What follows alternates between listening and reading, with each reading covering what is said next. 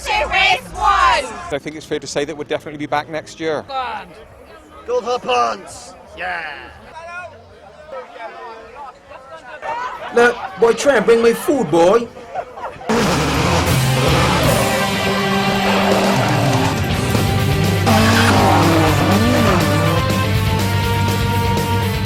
You know what time it is.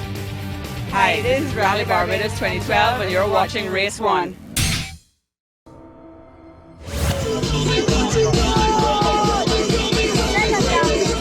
So, Rally Barbados 2012.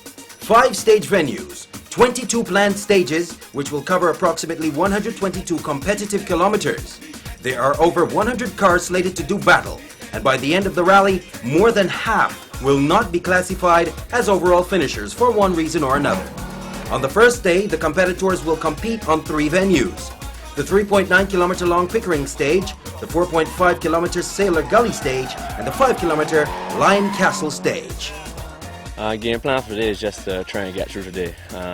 Today can be real tricky, lots of stages, lots of gravel and stuff like that on the course, so it can be hot today. Basically, I'm going to be driving all of today. Barry's going to take over the duties tomorrow. We figured we would let the Lion out the cage any early, and it's just maximum attack from the get-go. I mean, as you all know, the two-wheel drive class this year has been hotter than fire, so it'll only take a spin or a mistake from one of the guys that are slightly faster than me, and I'm going to be right there at the heel snapping. So Roger's the Lion, and what are you, Barry? I'm the tamer. First plan is to get to the end of this afternoon. We can have some pretty quick front runners, and after the first 2 stages be able to gauge where we are and then pretty much make a game plan for the balance of the day. I mean, everybody's already at a really hot pace, so we need to get there really quick. What's your game plan for today? Same as usual. We're going as hard as possible from the first corner. Just go and get through today, you know, with some good pace. If I could be leading the pack, that'd be nice, but really the ultimate goal is to get to the end of today with no incidences, that tomorrow now when we go up in St. John, where I like so much that we could do the thing. You're the favourite after winning King of the Hill. What's your game plan? I'm the favourite. What about Roger? I think he's probably the favourite for the rally, but it's nice to be classed that people feel threatened by it, but yeah, it'd be good, just full attack straight from stage 1.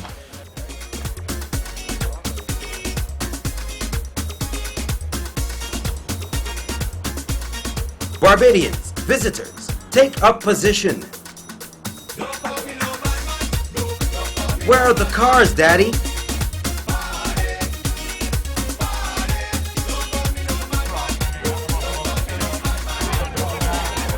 England's Paul Bird with Scotland's Christy Riddick in the co-driver's seat were going in search of their first victory in Rally Barbados. Bird was off to a flying start, winning the opening stage by 2 seconds.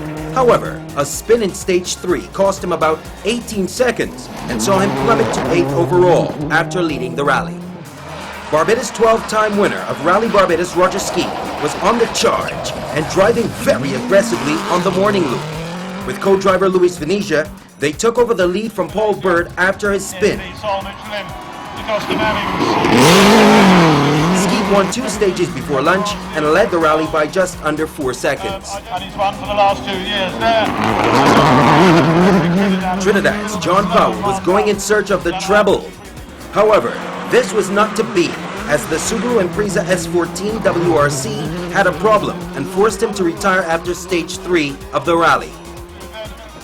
Jamaica's Jeffrey Panton and Michael Fennell Jr. were competing on tarmac in the Ford Focus WRC for the first time with the car. After posting the 9th fastest time on stage 1, they worked their way up and were 5th by the lunch halt.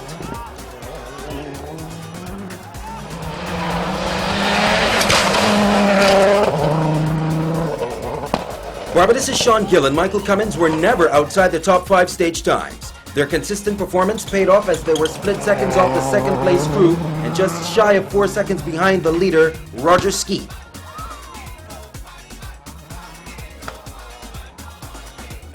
England's Steve Perez was locked in a battle with Jamaica's Jeffrey Panton. Only seconds separated these 2 drivers at the lunch halt, and it was Perez with the advantage, which was 0.02 of a second ahead of Panton for 4th place. this. Well, Roger Duckworth missing at the moment. Neil Armstrong was the highest two-wheel drive the previous weekend at King of the Hill.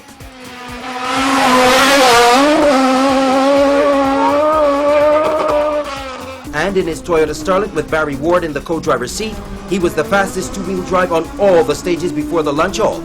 This placed him 7th overall.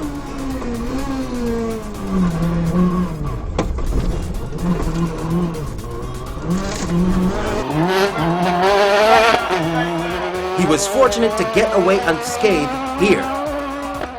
Dean Serow in the S9 Subaru Impreza WRC was battling with a transmission issue, which caused the car to register the wrong gear, among other things.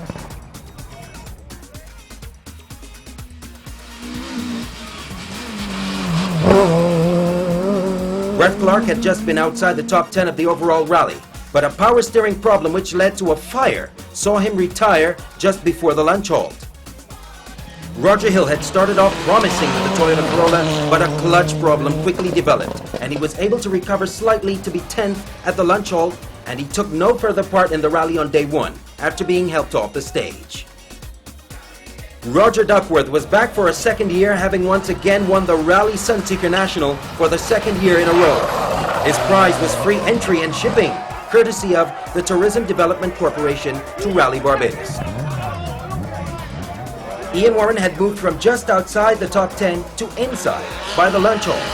However, he was about 18 seconds adrift of Super Modified 10 leader Neil Armstrong.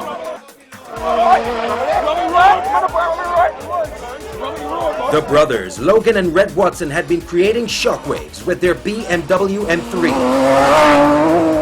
They were just outside the top 10, but were about half a minute off the two-wheel drive leader.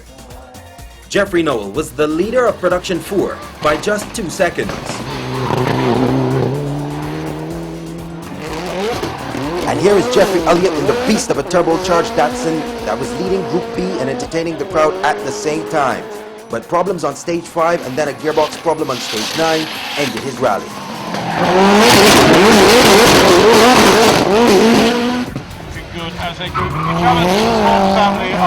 England's Rob Swan was 8th overall at the halfway point on day 1. Seated low down the order after a launch control problem plummeted him down the finishing order at King of the Hill, Paul Bourne was having a much better performance in the Ford Focus WRC with the problem rectified. He posted the fastest time on stage 3 and was in 2nd place at the midway point.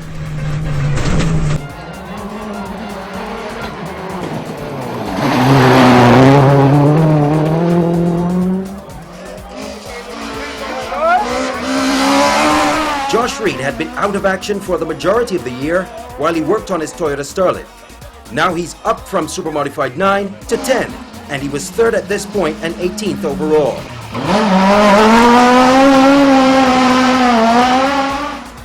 Last year's winners of the Production 4 class, Mark Hamilton and Clive Howell, were surprisingly 3rd by the lunch halt, about 12 seconds adrift of the class leader Jeffrey Noel.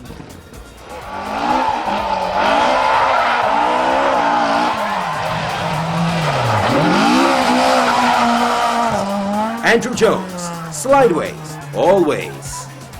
Greg Cozier was also thrilling the crowds with his Ford Escort Mark II.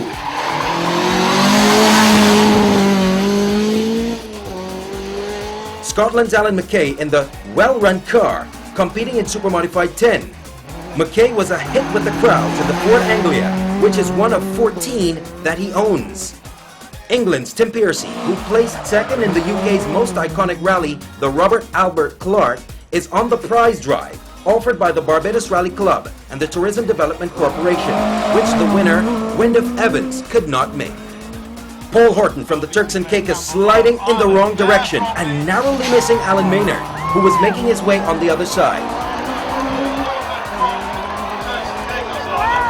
Stuart Maloney did not enjoy a good morning loop, and by the lunch halt, he was over the time limit and out of the overall hunt.